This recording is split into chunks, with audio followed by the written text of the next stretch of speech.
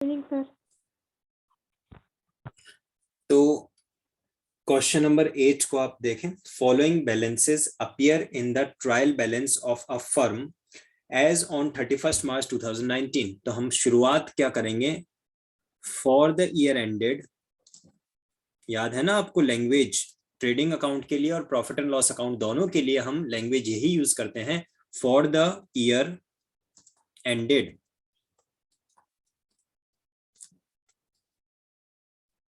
31 March 2019 और what is the year given to you in your book. आपकी book में कितना है? 21। 2021। ठीक है।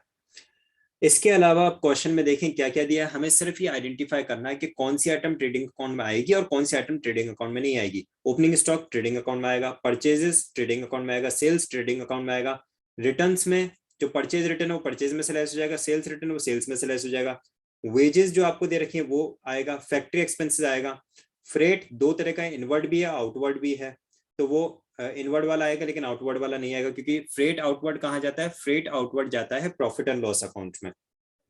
Then at the end of the accounting period, stock was raw material का भी है, work in progress का भी है, finished goods का भी है, and prepared trading account of the firm. So इस पूरी इंफॉर्मेशन में से जो आपको क्वेश्चन में इंफॉर्मेशन दे रखी है, सिर्फ एक ऐसा आइटम है जिसे आपको यूज नहीं करना है, दैट इज फ्रेट आउटवर्ड। ठीक है, चलिए शुरू करते हैं हम इसको। 2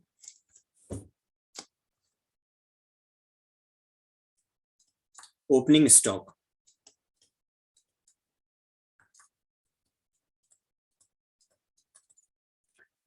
raw material and finished goods,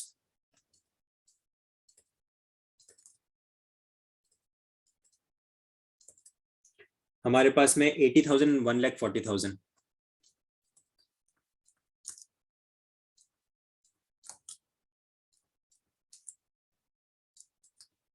total outer column हो जाएगा how much, ₹2,20,000। After that purchases दे रखा है 3,60,000 का, सो 2 परचेजेस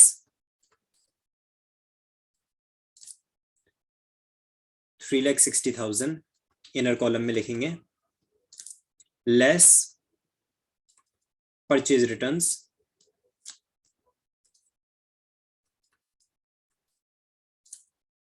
और परचेज रिटर्न हमारे पास में है ₹10,000। सो ये लेस करने के बाद में आपके पास में 3,50,000 आएगा जो आउटर कॉलम में जाएगा। क्वेश्चन आई होप आपने अपने सामने ओपन कर रखा है, कि क्वेश्चन को देखते जाएंगे तभी अच्छा समझ में आएगा। Wages obviously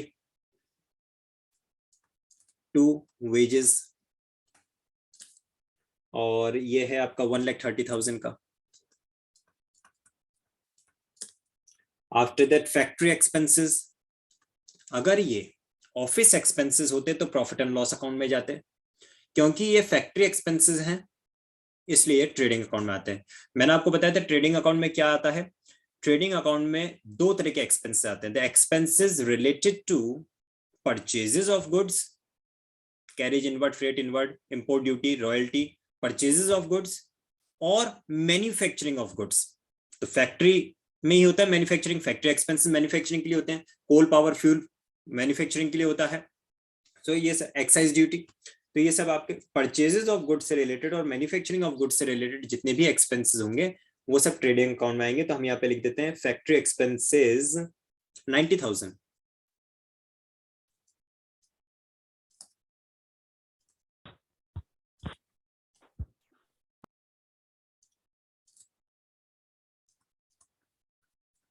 right.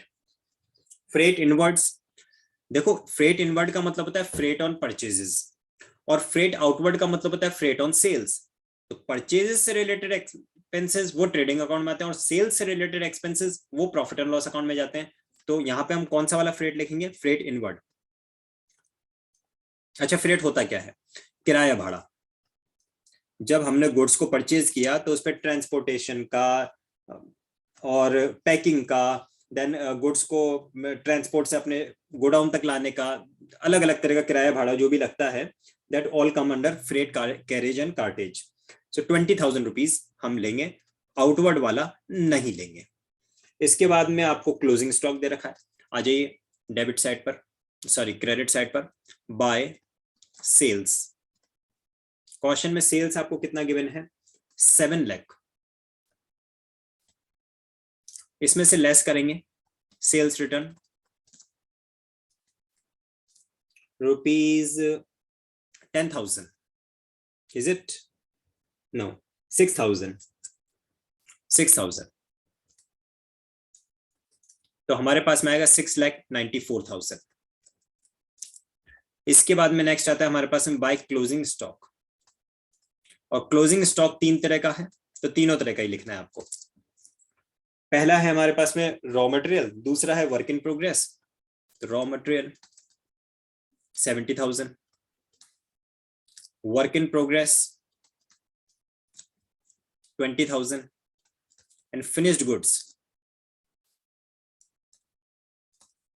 1,10,000।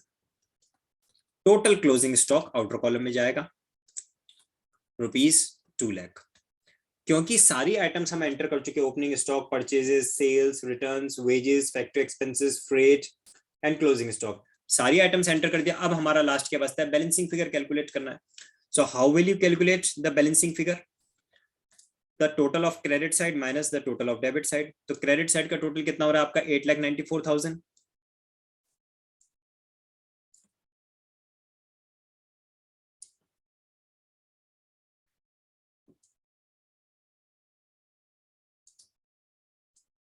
और इसमें से हम लेस करेंगे डेबिट साइड का टोटल, देखें कितना आता है। देखिए 3 zeros, after that again 1 0, after that 2 and 5 7, 7 and 3 10 and 9 19 and 2 21, so 1 and 2 4, 4 and 3 7, 7 and 1 8, 8,10,000। तो इसको लेस कर दीजिए, तो कितना बचता है हमारे पास? 84 बचेगा।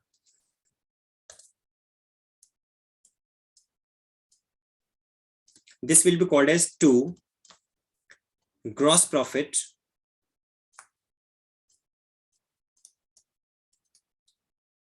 carried down। कहां पे जाएगा ये प्रॉफिट एंड लॉस अकाउंट में जाएगा। This we have got as a balancing figure।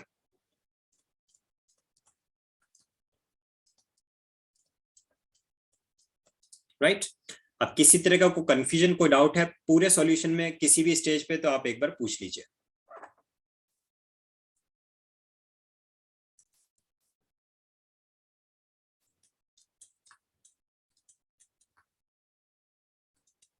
जो डायरेक्ट एक्सपेंसेस थे वो हमने ट्रेडिंग अकाउंट में लिखे थे, और जितने भी इनडायरेक्ट एक्सपेंसेस हैं वो कहां लिखे जाते हैं? वो प्रॉफिट एंड लॉस अकाउंट में लिखे जाते हैं। ये जो इनडायरेक्ट एक्सपेंसेस हैं ये 3 तरह के होते हैं। ऑफिस एंड 3 तरह के होते हैं। ऑपरेटिंग एक्सपेंसेस,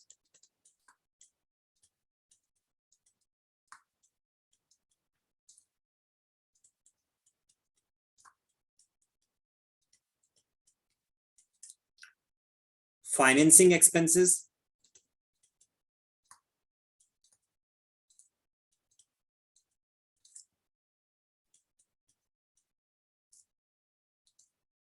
ऑपरेटिंग का मीनिंग ये होता है जो बिजनेस का मेन एक्टिविटी है। फॉर एग्जांपल अगर बिजनेस सेल परचेज में बिलीव करता है तो एडवर्टाइजमेंट किया, अपने प्रोडक्ट का मार्केटिंग किया, कैरेज फेरेट कार्टेज वगैरह हुआ, जो भी बिजनेस के मेन एक्टिविटी से रिलेटेड एक्सपेंसेस हैं वो ऑपरेटिंग होते हैं। फाइनेंस का मतलब है कोई बैंक से लोन लिया तो उस पर जो इंटरेस्ट आ रहा है वो फाइनेंसिंग एक्सपेंस है। अगर आपकी कंपनी है तो कंपनी ने शेयर्स वगैरह इशू कर रखे हैं तो उस पर जो डिविडेंड देना है वो फाइनेंसिंग एक्सपेंस। कोई भी मनी जो फंड्स आपने अरेंज किया, फाइनेंस अरेंज किया, उस फाइनेंस के ऊपर जो खर्चा लग रहा है वो फाइनेंसिंग एक्सपेंस में आते हैं।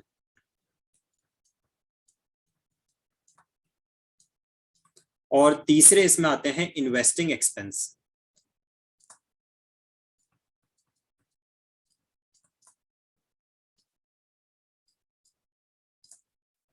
इन्वेस्टिंग एक्सपेंस यानी कि जो फिक्स्ड एसेट्स में मनी इन्वेस्ट किया गया है, land, building, plant, machinery, furniture, fixture, जो फिक्स्ड एसेट्स में मनी इन्वेस्ट किया गया है यानी कि इन्वेस्टमेंट्स, उन इन्वेस्टमेंट्स को मेंटेन करने के लिए जो एक्सपेंसेस हो रहे हैं। तो ये इनडायरेक्ट एक्सपेंस की 3 कैटेगरी होती है। आपको ग्रॉस जो हमने ट्रेडिंग अकाउंट बनाया, ट्रेडिंग अकाउंट का जो फाइनल रिजल्ट था वो क्या था? ट्रेडिंग अकाउंट का फाइनल रिजल्ट था ग्रॉस प्रॉफिट। और अगर मैं ग्रॉस प्रॉफिट में से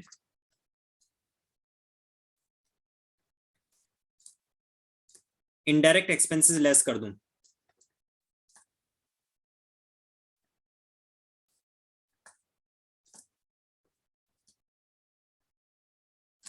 तो मेरे पास जो बचेगा वो बचेगा नेट प्रॉफिट।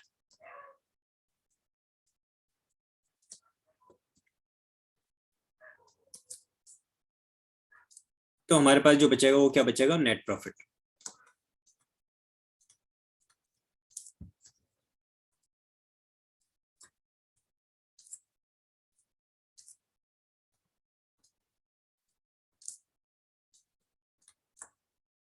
लेकिन सपोज करो आप ग्रॉस प्रॉफिट में से सिर्फ ऑपरेटिंग एक्सपेंसेस लेस करते हो, यानी कि तीनों सारे इनडायरेक्ट एक्सपेंस लेस नहीं कर रहे हैं, बल्कि सिर्फ ऑपरेटिंग एक्सपेंस लेस कर रहे हैं,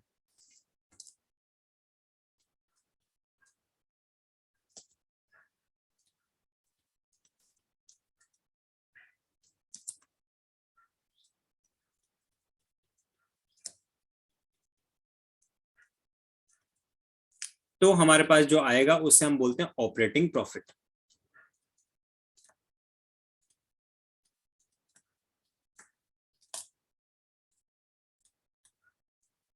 आई होप ये चीज आपको समझ में आई होगी। ग्रॉस प्रॉफिट में से आपने सारे इनडायरेक्ट एक्सपेंस लेस किए तो आपके पास नेट प्रॉफिट आ जाएगा, और अगर आपने ग्रॉस प्रॉफिट में से सिर्फ ऑपरेटिंग एक्सपेंसेस लेस किए हैं तो आपके पास में ऑपरेटिंग प्रॉफिट आ जाएगा, राइट। अब ये जो ऑपरेटिंग एक्सपेंसेस हैं इसमें हम क्या क्या इंक्लूड करेंगे? तो इसमें हमारे पास में होते हैं office and administration expenses, selling and distribution expenses,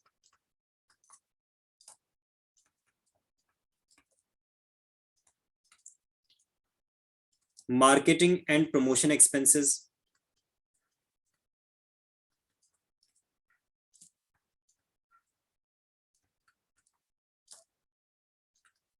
depreciation,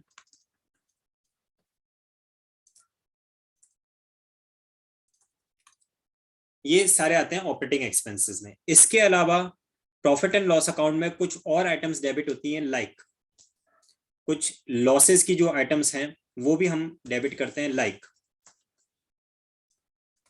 bad debts,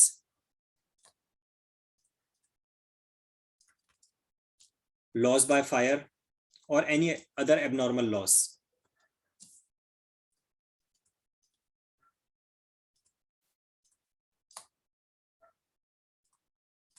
right. अगर कोई प्रोविजन वगैरह हमें क्रिएट करना है तो प्रोविजन भी सारे प्रॉफिट एंड लॉस अकाउंट के डेबिट से ही क्रिएट होते हैं। Provision for doubtful debt,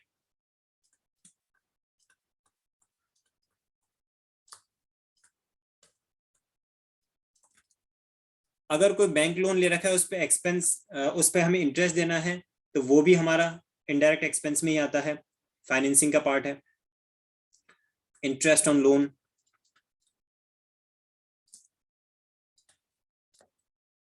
right. तो अब मैं एक बार रीड कर रहा हूं आपके बुक में जो प्रॉफिट एंड लॉस अकाउंट का फॉर्मेट दे रखा है, उस फॉर्मेट को मैं एक बार रीड कर रहा हूं, आप अपने सामने ओपन कर लो।